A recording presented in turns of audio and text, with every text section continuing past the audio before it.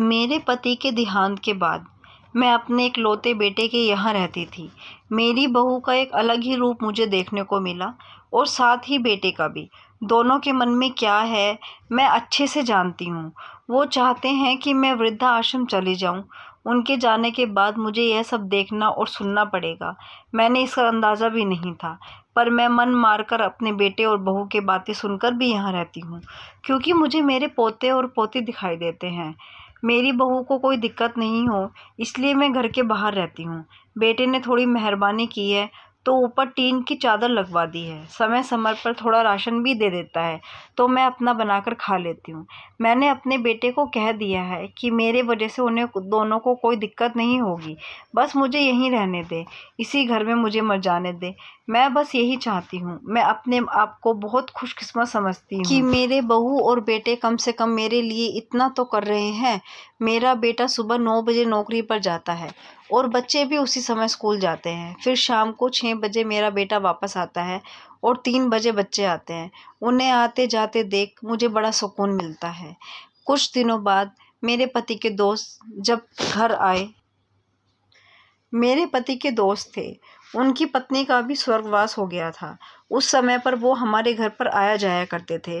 उनसे हमारे काफ़ी अच्छे रिश्ते थे। उनका घर हमारे घर से थोड़ी दूरी पर ही था। पैरों में समस्या हो गई थी, ठीक से चल भी नहीं पाते थे। वो बड़े दिनों बाद मेरे घर ही आए थे। मुझे उन्हें देखकर अच्छा लगा। उनका हाल भी मेरी तरह ही था। बच्चे अब उनसे भी परेशान थे। मेरे पास आकर दुखड़ा रोते थे और उन दिनों को याद करते थे। बुढ़ापा हम जैसों को बहुत रुलाता है। उनकी पत्नी का स्वर्गवास हो गया था और उन्हें चलने उठने में समस्या थी, इसलिए वो अपना खाना भी नहीं खा पाते थे। मेरे पास आए तो मैं समझ गई कि यह इतनी मुसीबत में चल रहे हैं कि पुराने दोस्तों के यहाँ चाय और खाने की चाह में ही जाते होंगे। उनकी भी अपनी मजबूरियाँ थी। वे आए तो मैंने उनके लिए खाना बनाया और उन्हें खिलाया। वो तो मना ही कर रहे थे कि मुझे खाना नहीं खाना है, लेकिन मुझे पता था कि उनको भूख लगी है। बहू ने खाना नहीं दिया। मेरी बहू ने मुझे और उन्हें खाना खाते देख लिया। वो कुछ भी ना बोली, पर ऐसे ही वो यहाँ 2-3 बार आए। जब भी वो आते मैं उन्हें खाना खिलाती। फिर उनके जाने के बाद जब मेरा बेटा आया तो बहू कहती है कि तुम्हारी माँ कितनी बेशर्म है, पता नहीं किस किस को आजकल बुलाकर खाना खिला रही है। बड़ी मुश्किल से कमाया जाता है और यह लुटाने में लगी है। इनका बंद कर दो, कुछ दिन भूखी रहेगी तो अकल ठिकाने आएगी।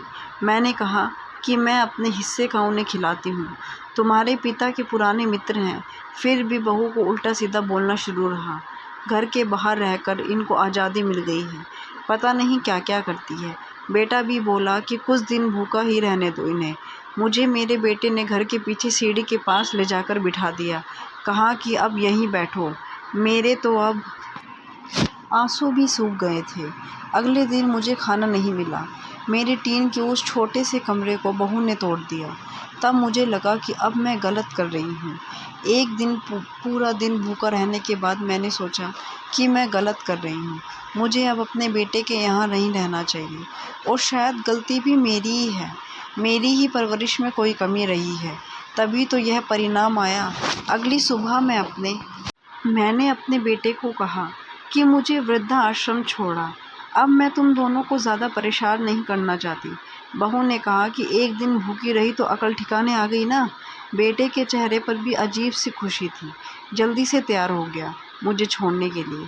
बहू कह रही थी कि आज की छुट्टी ले लो, यहाँ आस पास मत छोड़ाना, कहीं 3 दिन में वापस आ जाए। मैंने अपनी बहू को कहा कि बेटी चिंता मत कर, अब नहीं आऊँगी।